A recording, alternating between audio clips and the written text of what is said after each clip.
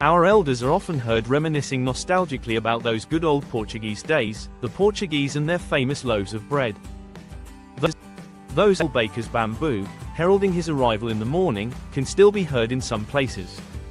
Maybe the father is not alive, but the son still carries on the family profession.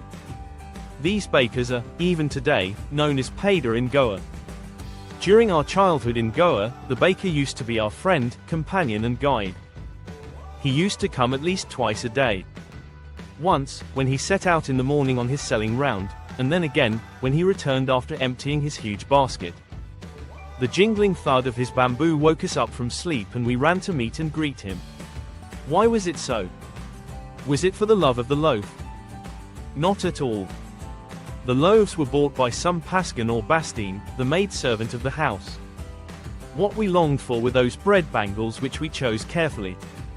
Sometimes it was sweet bread of special make.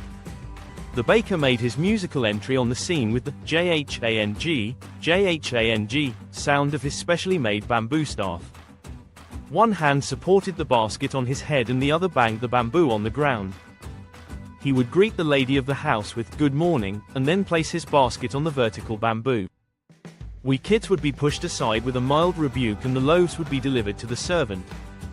But we would not give up. We would climb a bench or the parapet and peep into the basket, somehow. I can still recall the typical fragrance of those loaves.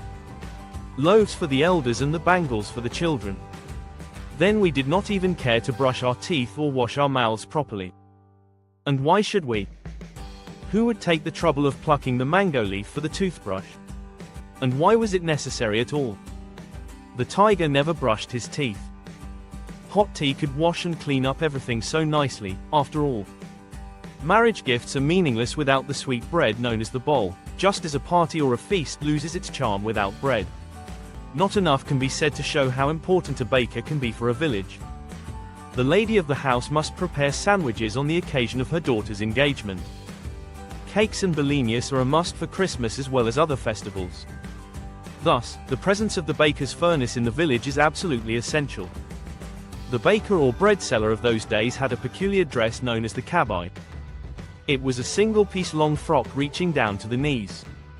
In our childhood we saw bakers wearing a shirt and trousers which were shorter than full-length ones and longer than half pants.